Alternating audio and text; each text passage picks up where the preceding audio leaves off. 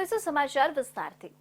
લોકસભામાં નાણાં મંત્રી દ્વારા રજૂ થયેલા શ્વેતપત્ર મામલે સુરતના રાજકારણમાં પણ ચર્ચા શરૂ કરાઈ છે।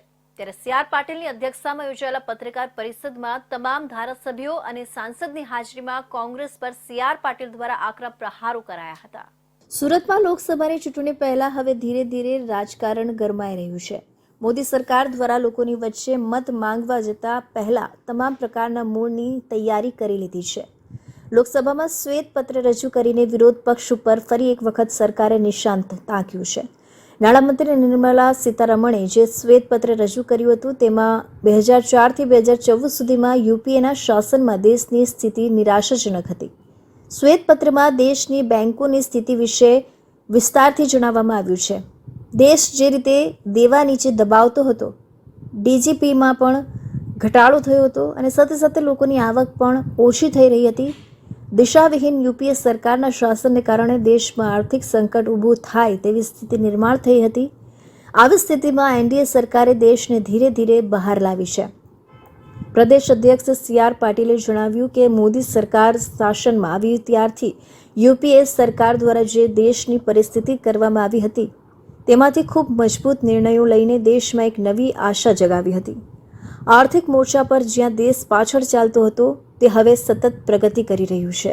2004 થી 2014 સુધીમાં જે યુપીએ સરકારમાં આર્થિક સ્થિતિ જે નબળી પડી એનું શ્વેતપત્ર મૂકવામાં આવ્યું છે। એમાં મુખ્ય મુદ્દા હતા એમના જે ફાઇનાન્સ મિનિસ્ટર નિર્મલા સીતારામનજીએ કહ્યું કે એનડીએ સરકારે વર્ષોના સંકટને પાર કરી લીધું છે, એટલે જે યુપીએ સરકારમાં જે નુકસાન થયું છે એ મોદી સાહેબની એનડીએની સરકારમાં એ અમે સંકટને પાર કરી લીધું છે અને અર્થવ્યવસ્થાને સર્વાંગીણ વિકાસની સાથે સાથે ઉચ્ચ વિકાસ પથ પર મજબૂતી સાથે મૂકવામાં આવ્યું છે। એ જોવાનું છે કે આપણે 2014 સુધી ક્યાં હતા ને હવે ક્યાં છીએ।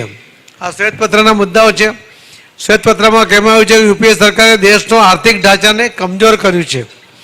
યુપીએ કાળમાં રૂપિયામાં ભારે ઘટાડો થયો હતો। બેન્કિંગ સેક્ટર એ સંકટમાં હતું।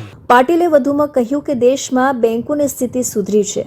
કોરોના કાળ જેવી વિપરીત પરિસ્થિતિમાં પણ દેશ અડીખમ રીતે ઊભો થયો હતો અને ત્યારબાદ સતત દેશે તમામ મોરચે પ્રગતિ કરી છે।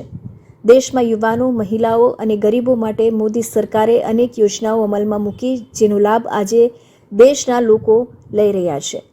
મોદી સરકારના શાસનમાં આર્થિક રીતે વિશ્વની ત્રીજી ઇકોનોમી થવાનું જે સ્વપ્ન જોવામાં આવ્યું છે તે પણ હવે સાકાર થશે।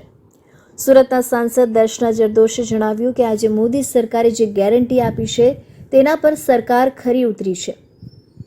ગુજરાતના જ નહીં પરંતુ દેશભરના લોકોને વડાપ્રધાન નરેન્દ્ર મોદીમાં અતૂટ વિશ્વાસ છે। રેલવે અને ટેક્સટાઇલ ક્ષેત્રે તો તેમણે અનેક લાભકારક ઉદ્યોગને ટકાવી રાખવા માટેની યોજનાઓ જાહેર કરી જ છે, પરંતુ તેમણે રામ મંદિર નિર્માણની ગેરંટી, 370ની કલમ દૂર કરવાની ગેરંટી તેમજ અનેક તેમને આપેલા વાયદા પૂરા કર્યા છે।